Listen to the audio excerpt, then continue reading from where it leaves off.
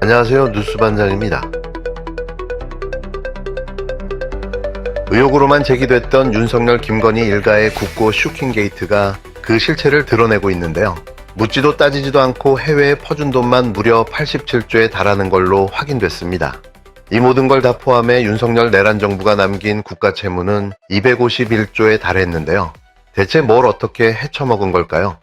히림 건축사무소가 네. 캄보디아에 진출해서 사업을 하고 있어요.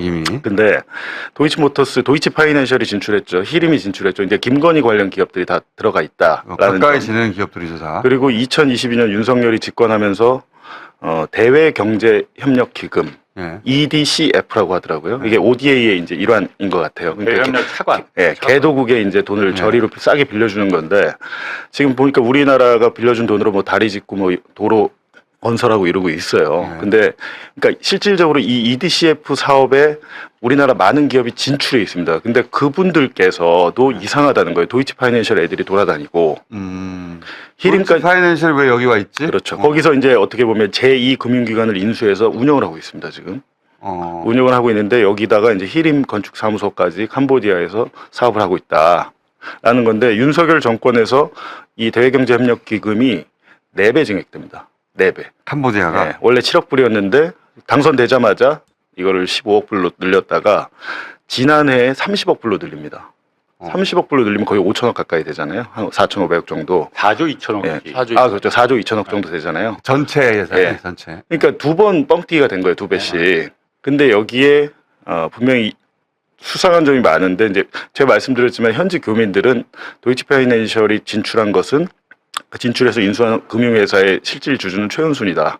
라고 의심을- 자기들끼리는 소문이 나 있다. 의심을 하고 있는데다가 네, 그렇죠. 되지만. 그러니까 네. 막 거기 지금 굉장히 복잡하게 엮여 있는 근데 거예요. 이런 일이 있기 전부터 캄보디아 현지에서는 그런 소문이 났었다는 거예요? 그렇죠. 그렇게 있는데 어차피 도이치파이낸셜 진출한 게 2023년입니다. 2년 전부터 네. 이런 소문이 그렇죠. 이것은 실 소유주가 최은순 씨래라고 하는 그러니까 소문이 일부 뭐 그 일부. 지분이 들어가 최은순 거다라는 소문이 있다는 거예요. 근데 캄보디아의 그런 여러 가지 대외경제협력기금이 2번에 걸쳐서 2배씩 네. 증액된 이유. 근데 초반에 저희가 통일교 문제가 좀 있었잖아요. 네. 근데 통일교는 그 메콩강 프로젝트가 좌초됩니다. 좌초. 보니까 메콩강이 우리나라 한강이랑 비슷하더라고요. 그 내륙을 이렇게 관통하는. 그거는 통일교와의 사업은 좌초가 되고 우리가 그때 예측했듯이 통일교는 얘들을 그냥 제끼고 네. 우리 직접 하자 이렇게 된 것 같아요. 그렇게 된 것 같아요. 예. 그래가지고 제가 말씀드렸지만 영감을 불어 넣어준 네. 거죠, 통일교가. 갖고 지금 캄보디아 현지 탐사 기자를 저희가 섭외해가지고 같이 취재를 하고 있어요. 이거는 훈센 총리, 그러니까 캄보디아 정부의 협력 없이는 뭘 이렇게 빼먹지 못하거든요. 이게 인스파이어드 바이 통일교고. 그나마 흔적을 남긴 게 캄보디아 건인데요. 이를 김어준의 겸손누님들 다 뉴스공장에 출연 중인 봉지욱, 홍상훈 기자가 추적 중이며 중간에 일부 취재 내용을 전달해주고 있습니다. 그 내용은 실로 경악스러운데요. 국가를 수익 모델로 제대로 해먹으려 했던 사실이 드러난 거죠. 윤석열, 김건희, 최은순의 이번 캄보디아 게이트는 단순한 외유가 아니라 슈킹을 위한 국비사업이라는 점에서 그 심각성이 더한데요. 국민 혈세를 대놓고 챙기려 했던 명백한 국고 횡령 사건입니다. 윤석열 정권이 출범하자마자 대외경제협력기금, 즉 EDCF는 2차례나 증액됐는데요. 2019년 기준 7억 달러였던 지원 규모는 윤석열 당선 직후인 2022년 3월 15억 달러로 2배 이상 늘었고 불과 2년 뒤인 2024년 5월에는 다시 30억 달러, 한화로 약 4조 2천억 원까지 폭증했습니다. 문제는 이 시점이 김건희와 연결된 기업들의 캄보디아 진출과 정확히 맞물린다는 점인데요. 히림건축은 태코 국제공항 PMC와 관제탑 설계, 고등교육기관 설계까지 수주했고 도이치파이낸셜은 캄보디아 소액대출 금융기관을 인수했습니다. 도이치파이낸셜이 인수한 금융회사의 실질 소유주가 최은순이라는 소문도 현지 교민들 사이에 퍼지고 있는데요. 이 소문은 공식적으로 확인된 사실은 아니지만 도이치모터스 주가 조작 사건과 최은순의 과거 행적을 고려하면 의심이 증폭될 수밖에 없는 정황입니다. 히림건축은 김건희가 운영하던 코바나 컨텐츠 전시를 후원했고 윤석열 집무실과 관저의 설계와 감리도 맡았는데요. 윤석열 집권 이후 정부 공사 수주액이 무려 3배 이상 증가했고 국방부와 법무부 출신 전직 공무원 다수가 이 회사에 재취업한 사실도 드러났습니다. 이쯤 되면 김건희 카르텔이라는 말이 결코 과장이 아닌 거죠. 더 놀라운 건 통일교까지 등장하는데요. 통일교 윤영호 전 본부장이 건진법사를 통해 김건희에게 고가의 다이아몬드 목걸이와 명품 가방을 전달하며 캄보디아 메콩강 개발 사업의 ODA 자금을 끌어오려 했다는 검찰 수사가 진행 중입니다. 실제로 통일교가 추진하던 메콩 피스파크 프로젝트가 좌초된 뒤 윤석열 정부가 직접 개입한 정황이 뚜렷하게 드러나고 있는데요. 쉽게 말해 이 좋은 사업을 굳이 통일교에게 줄 이유가 없다고 판단한 윤건희 일가가 통일교를 제끼고 직접 이 사업에 뛰어든 거죠. 2022년 6월에 네. 갑자기 캄보디아로다가 그 목걸이 전달 뭐 그것도 다 그 즈음이고 하여튼 간에 그때 캄보디아로다가 ODA 해외 그 공적 개발 원조가 7억 달러에서 10억 달러로 확 뛰어버리잖아요. 네. 두 배가. 캄보디아 16개 사업을 갖다 하면서 통일교는 원래 거기 메콩피스 프로젝트라고 해서 계속 캄보디아에서 뭔가 사업을 했잖아요. 네. 윤영호 그 세계본부장도 훈센 총리하고 굉장히 가깝다면서 그러니까 뭔가 거기서 했었는데 여기서 뭔가 크게 사업을 벌이고 싶었는데 정권이 바뀌었잖아요. 김건희한테 목걸이, 가방, 뭐 인삼 이거 다 갔다고 봐요 저는. 인삼.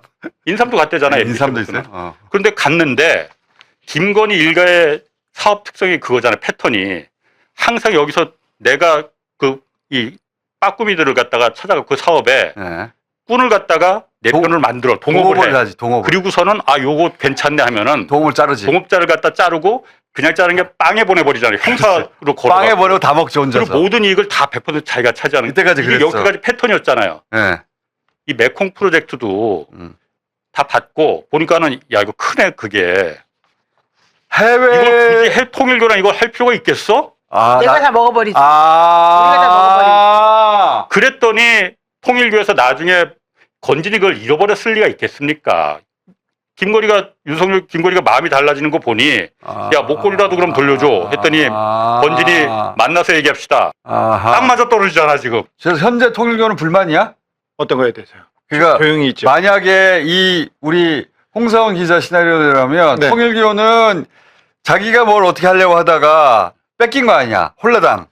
그 추론엔 추론엔. 네, 통일교에서는 그럼 통일교가 지금 만족스러운 거 불만스러운 거를 보면 알 수 있지. 목걸이까지 뺏겼고 저 통일교는 지금 돌려라도 줘야지. 실질적인 책임자였던 윤영호 씨가 그 실질적인 2인자였죠. 인사권하고 재무권을 가지고 있었으니까. 그런데 이 캄보디아 메콩강 프로젝트를 진행하다가 스톱됐고 지금은 뭐라고 해 개인적인 일탈이다. 그 개인적으로 일탈이면 실패했네. 그 개인적으로 뭘 꾸미려다가 지금 실패해서 나갔다. 평신도로 있다. 이게 648억이 갔는데 실패했다고 그러면 그건 안 되죠. 그러니까 뭔가 이상한 일이 벌어졌네. 자, 통일교가 최순실 박근혜 국정농단 당시에도 비자금 창구로 지목돼서 조사받았던 종교단체가 통일교였어요. 이게 원래 금액이 네. 648이 끝이 아니에요. 그렇죠. 원래 1297억이었어요. 그리고 앞으로 더 들어갈 게 있었고, 이건 아하. 정부 돈이었어요. 아하. 문제는 그 정부 돈을 자기네가 이 은행이라고 하는 매개체를 통해가지고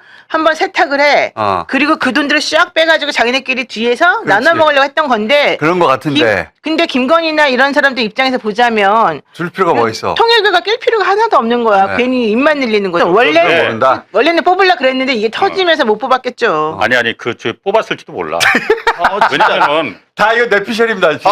물론 그래요. 찌라시니까. 지금 그렇죠. 그러니까 네. 검찰에서 모든 정보를 다 갖고 있을 테 지금 그것 때문에 압수수색 그걸 찾아야 돼. 거잖아요. 그걸 찾아야 돼. 둘이 나눈 문자가 건진하고 그 윤영호가 나눈 문자 중에 히림이 나오잖아요. 나오죠. 히림도 같이 얘기하자. 건설, 히림이 캄보디아에서 여러 가지 뭘 해보려고 많이 했거든. 건설이 사업을. 아니라 그렇지. 종합건축. 종합건축. 시행 사업 같은 거 많이 했거든요. 히림이 그러면은 김건희하고 또 아탐누가 아니야. 히림이 여러 가지로 키맨이에요. 제가 보기에. 그렇죠. 예. 그러니까 야, 통일교가 할 수 있는 게 아니고 히림도 이거 할 수 있는 거 아니야? 라고 생각하지 않았을까? 그렇게 생각할 수도 통일교가 있지 하려고 했던 않을까? 역할을 가만히 듣더니 예. 야 우리 편인 히림한테 주자. 예.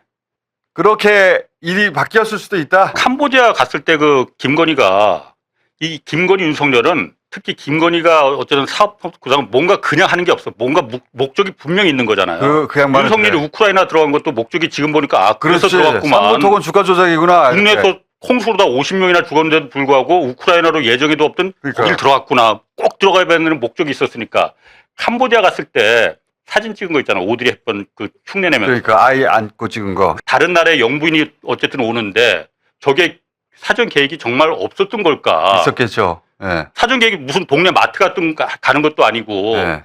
야 내가 오늘 거기 공식 행사 다 빠지고 저기 그 어디 고아원 갈래? 갈 수 있겠습니까? 바로 안 나오죠. 일정 사전에 일정 다 저건 다 섭외가 됐던 거야. 그렇죠. 사전에. 그리고 그다음. 저걸 분명히 연출을 했어야 될 만한 이유가 있었던 거지. 캄보디아에 내가 이런 인도적인 사업을 해서 해야 되는 거 아니냐. 아, 미리 600억 정도 쓰고 앞으로 캄보디아하고 쭉 할 일들이 있으니까 그때 이미 진행되는 건지도 모르는 어. 거예요. 캄보디아는 통일교가 물러나고 김건희 라인의 기업들이 차지하게 된 건데요. 히린건축과 도이치 계열사들이 이 공백을 메우며 사업을 따낸 구조, 완전히 국정농단 시즌2, 김건희판 슈킹 프로젝트가 가동되고 있다는 합리적 의심이 쏟아지고 있습니다.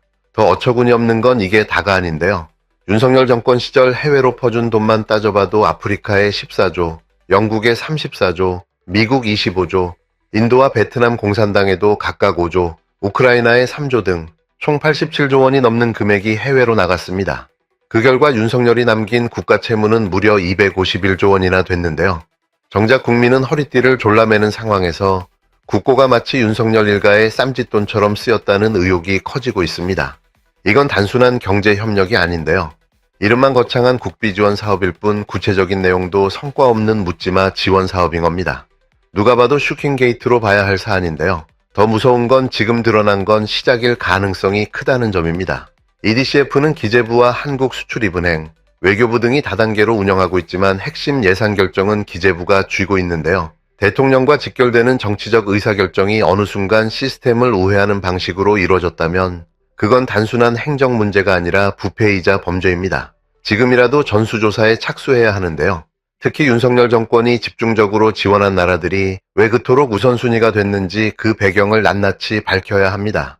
히린건축과 도이치모터스, 도이치파이낸셜과 김건희, 최은순의 관계, 이 모든 연결고리를 조사하지 않고선 진실에 접근할 수 없는데요. 국비를 해외로 쏟아부은 이유가 단순한 ODA 확대 전략이 아니라 실질적 이권 카르텔 형성과 사적 이익 추구였다면 이건 국제형 국정농단입니다.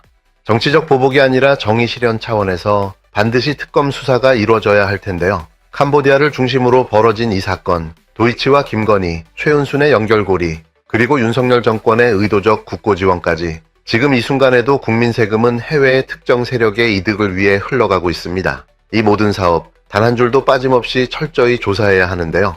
전액 환수하고 관련자 전원을 엄벌에 처해야 합니다. 대한민국이 이들의 글로벌 슈킹 놀이터가 아니라는 것을 반드시 보여줘야 합니다.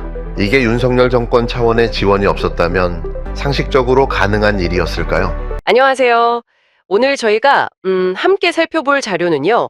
윤석열 정부 그리고 김건희 씨 일가를 둘러싼 이른바 국고 유용 의혹에 관한 내용입니다. 네, 이게 특히 캄보디아 관련 사업하고 그 대외경제협력기금 EDCF라고 하죠. 네, EDCF. 그 증액 문제를 중심으로 여러 주장들이 나오고 있는 상황입니다. 맞습니다. 자료로 보면요. 핵심은 이거예요. 캄보디아에 대한 EDCF 지원 약속 금액이 윤석열 정부 출범하고 나서 크게 늘었다는 점인데요. 네, 구체적인 액수가 어떻게 되죠? 원래 2019년에는 7억 달러 규모였는데 2022년에 15억 달러, 그리고 올해는 무려 30억 달러. 30억 달러요? 와, 거의 2배씩 뛴 거네요. 그렇죠. 우리 돈으로 하면 약 4조 2천억 원 규모로 확 늘어난 겁니다. 이 엄청난 액수인데. 근데 이게 공교롭게도 자료에 따르면요. 김건희 씨와 관련된 특정 기업들이 캄보디아에 진출하는 시기라고 딱 맞물린다는 거예요. 아, 그래서 의혹이 제기되는 거군요. 네, 시기적으로 좀 묘하다는 거죠. 그럼 자료에서 그 연결고리를 좀 더 구체적으로 짚고 있나요? 네, 바로 그 지점을 자료가 파고드는데요. 예를 들면 김건희 씨가 예전에 운영했던 코바나 컨텐츠 전시 후원사였고, 네, 기억납니다. 그리고 현 대통령 집무실하고 관저 설계 감리까지 맡아서 알려진 히림건축 있잖아요. 아, 히림건축. 네, 이 회사가 캄보디아 테코 국제공항 사업 같은 걸 수주했다. 이런 내용이 나와요. 그렇군요. 또 다른 기업도 언급되나요? 네, 도이치 파이낸셜이라고요. 이 회사가 현지 소액 대출 금융기관을 인수했는데 금융기관을. 네, 근데 이 금융기관 실소유주가 최은순 씨다 뭐 이런 확인되지 않은 소문이 현지 교민사회에 돌고 있다 이런 주장까지 담겨 있습니다. 아, 확인되지 않은 소문이라고는 하지만 그런 얘기가 나온다는 것 자체가 좀 그렇네요. 그쵸. 그래서 이게 단순히 기업들의 어떤 정상적인 해외 진출로만 보기에는 여러 의문점이 있다 이런 시각인 거죠. 네, 충분히 그런 의심을 할 만한 정황으로 보이긴 합니다. 근데 자료에 또 통일교 관련 내용도 나온다고요? 이건 또 어떻게 연결되는 건가요? 네, 이것도 참 흥미로운데요. 자료에 따르면 원래는 통일교 측이 캄보디아 메콩강 개발 사업의 ODA 자금, 그러니까 공적 개발원조 자금을 유치하려고 했었다는 거예요. 아, 통일교가 먼저 사업을 추진했었군요. 네. 그런데 그 과정에서 김건희 씨 측에 고가의 선물을 건넸다 이런 의혹이 불거지면서 검찰 수사가 진행 중이고요. 네네. 결국 통일교 프로젝트는 무산되었다 이렇게 자료는 설명합니다. 아, 그래서 무산됐군요. 네. 그런데 그 이후에 공교롭게도 앞서 말한 히림건축처럼 김건희 씨 관련 의혹이 제기되는 기업들이 비슷한 사업 기회를 가져갔다. 그런 추론이 제기되는 거죠. 마치 통일교가 하려던 걸 뭐랄까 중간에 가로챈 듯한 무언세라는 건가요? 네, 자료는 그런 의혹을 제기하고 있는 겁니다. 심지어 히림 대표, 통일교 관계자, 그리고 건진법사라는 인물 이름이 함께 언급된 문자메시지 정황도 있다고 하고요. 와, 이거 정말 복잡하게 얽혀 있네요. 캄보디아 것만 해도 그런데 이게 다가 아니라고요? 그렇습니다. 자료는 이 캄보디아 사례가 어쩌면 더 큰 그림의 일부일 수 있다, 이렇게 지적해요. 더 큰 그림이라면요? 윤석열 정부 임기 동안에요. 아프리카, 영국, 미국 등등 해외 지원 명목으로 약속되거나 집행된 자금이 총 87조 원이 넘는다는 겁니다. 87조요? 엄청나네요. 네. 그런데 같은 기간 동안 국가 채무는 251조 원이 들었다는 점을 또 근거로 들고 있어요. 이걸 단순한 정책 판단 결과로만 볼 수 있겠느냐는 거죠. 결국은 그 국민 세금으로 만든 대규모 해외 원조 자금이 원래 목적과는 다르게 어쩌면 특정 세력의 이익을 위해 쓰인 거 아니냐, 이런 의혹이네요. 상당히 심각한데요. 네, 맞습니다.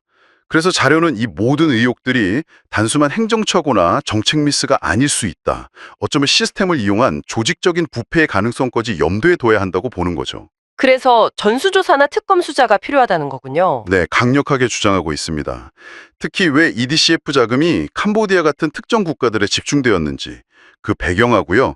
히림건축, 도이치 계열사, 그리고 김건희, 최은순 씨 사이의 그 연결고리, 이걸 명확히 밝혀야 진실에 다가갈 수 있다는 입장입니다. 만약 이 의혹들이 사실이라면? 네, 이게 사실로 드러난다면 이건 단순한 ODA 확대를 넘어서는 거죠. 잔료 표현을 빌리자면 어떤 이권 카르텔 형성이나 사익 추구를 목적으로 한 국정농단일 수도 있다. 이런 시각입니다. 오늘 저희가 살펴본 자료, 정말 캄보디아를 둘러싼 이 공적 자금 지원 문제와 특정 기업 활동, 그리고 정치적 인물들 간의 연결고리에 대해서 상당히 심각한 의혹을 제기하고 있습니다. 그렇죠. 국가의 대외 원조라는 좋은 취지가 혹시 다른 의도로 이용될 수 있다는 가능성, 이것만으로도 우리가 좀 주목해봐야 할 내용인 것 같습니다. 맞습니다. 이 자료들이 결국 우리에게 던지는 질문은 이거 아닐까 싶어요. 이렇게 막대한 국가 예산이 들어가는 해외 지원 사업에서 과연 투명성과 책임성을 어떻게 확보할 것인가? 정말 근본적인 질문이네요. 네. 만약 오늘 다룬 이런 의혹들이 사실로 밝혀진다면 이건 정말 단순한 사건 하나가 아니라 우리 사회 시스템 전체의 신뢰성에 대한 문제로 번질 수밖에 없을 겁니다. 여러분께서는 이 내용을 어떻게 보시는지요?